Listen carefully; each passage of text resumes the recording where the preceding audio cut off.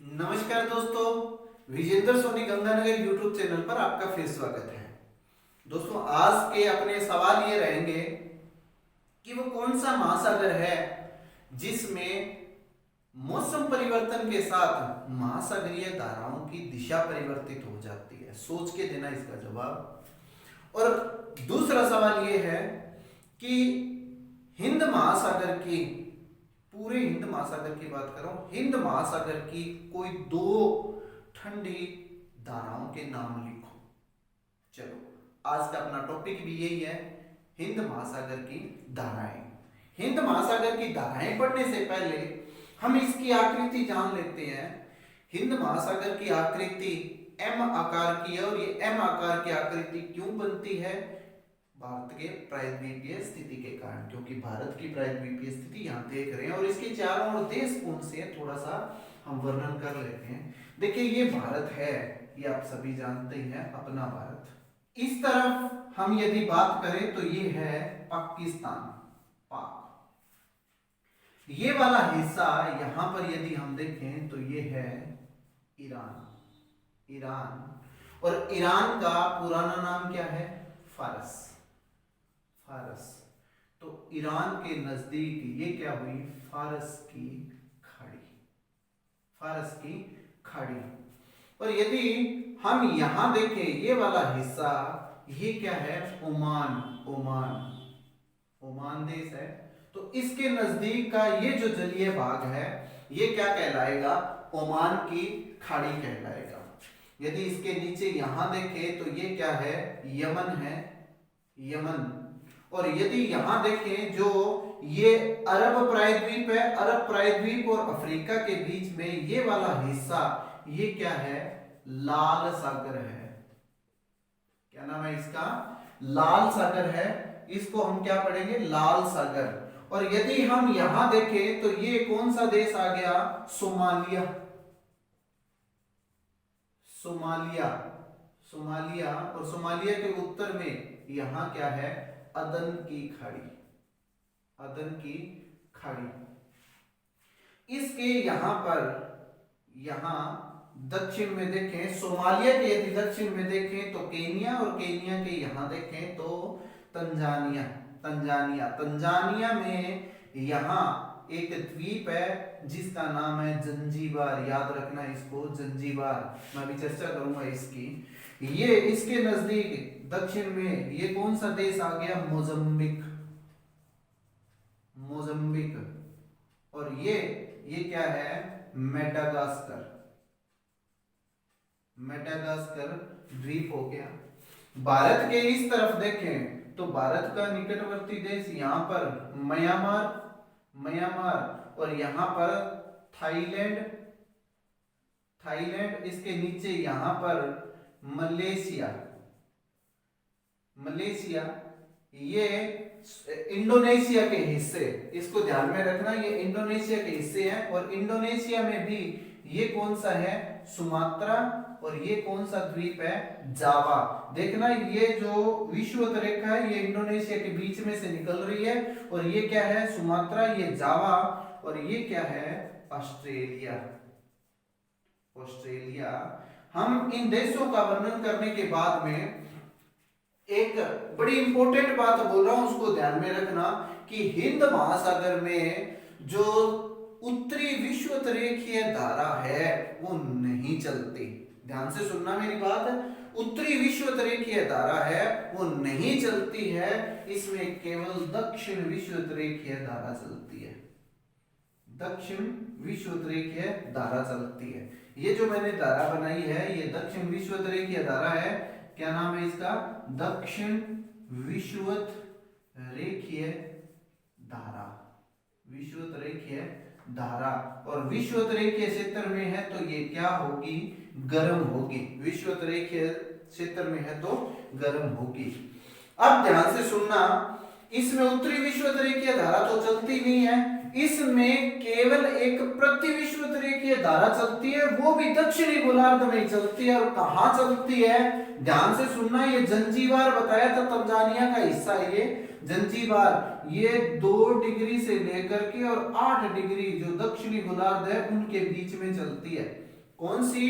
प्रतिविश्वत रेखीय धारा, और ये यूं चलेगी ऐसे, इस प्रकार। किसके बीच में? जंजीबार और सुमात्रा के बीच में। ध्यान से सुनना, जंजीबार और सुमात्रा के बीच में। यदि इसकी रेंज बताएंगे अक्षांशीय तो कितनी होगी? 2 डिग्री से 8 डिग्री के बीच में होगी। और दक्षिण विश्वत रेखीय धारा की अब बात करते हैं। दक्षिण विश्वत रेखीय धारा आगे बढ़ करके 2 हिस्सों में विभाजित हो जाती है। एक तो ये मेडागास्कर जो द्वीप है, मेडागास्कर द्वीप है, इसके नजदीक से निकलेगी, और दूसरा मोजम्बिक के नजदीक से निकलेगी। अब ध्यान से सुनना, यहाँ पे मोजम्बिक देश बताया था मैंने। मोजम्बिक के नजदीक से निकले तो वो क्या कहलाएगी? मोजम्बिक की धारा कहलाएगी। यदि मोजम्बिक के नजदीक से निकल रही है तो वो क्या कहलाएगी? मोजम्बिक की धारा कहलाएगी। और यदि मेडागास्कर के नजदीक से निकल रहा है तो ये क्या कहलाएगा? मेडागास्कर धारा कहलाएगी। दोनों ही गर्म है, और ये दोनों आगे जा करके मेडागास्कर के दक्षिण में संयुक्त हो करके एक धारा बनाती है जिसका नाम है अगुलहास। अगुलहास की धारा, ये अगुलहास धारा भी गर्म है। अगुलहास धारा भी गर्म है। ये आगे पुनः कहा? पछुआ प्रवाह, और पछुआ प्रवाह धारा होती कैसी है? ठंडी होती है। पछुआ प्रवाह धारा ठंडी होती है। पछुआ प्रवाह के सहारे किस तरफ मुड़ जाती है? पूर्व दिशा की ओर मुड़ जाती है, और आगे चल करके ये महासागरों के दक्षिण में तो प्रवाहित हो ही रही है, लेकिन ऑस्ट्रेलिया के इस तरफ, ऑस्ट्रेलिया के इस तरफ कौन सा भाग है? ये पश्चिमी ऑस्ट्रेलिया। पश्चिमी ऑस्ट्रेलिया, पश्चिमी ऑस्ट्रेलिया के धारा के रूप में ये उत्तरवर्ती होकर के और कहां मिल जाती है? ये दक्षिण विश्वत रेखीय धारा में मिल जाती है, और एक ये प्रवाह पूरा करती है। अब ध्यान रखना, पश्चिमी ऑस्ट्रेलिया की धारा ठंडी है, पछुआ प्रवाह ठंडा है, और मेडागास्कर की धारा कहें, मोजम्बिक धारा कहें, अगुलास की धारा कहें, दक्षिण विश्वत रेखीय धारा कहें, ये चारों कौन सी है? गर्म जल धाराएं हैं। अब बात करते हैं उत्तरी हिंद महासागर की। उत्तरी हिंद महासागर, वो महासागर, देखें ये सीधा एक सवाल पूछा जाता है, कौन सा? जैसे मैंने शुरुआत में भी पूछा था कि वो कौन सा महासागर है जिसमें मौसम परिवर्तन के साथ महासागरीय धाराओं की दिशा परिवर्तन हो जाता है। तो यदि यूं कहते हैं कि दक्षिणी हिंद महासागर, उत्तरी हिंद महासागर, ऑप्शन ऐसे ही आएंगे, तो आपने उत्तर उत्तरी हिंद महासागर देना है। क्लियर है? कैसे?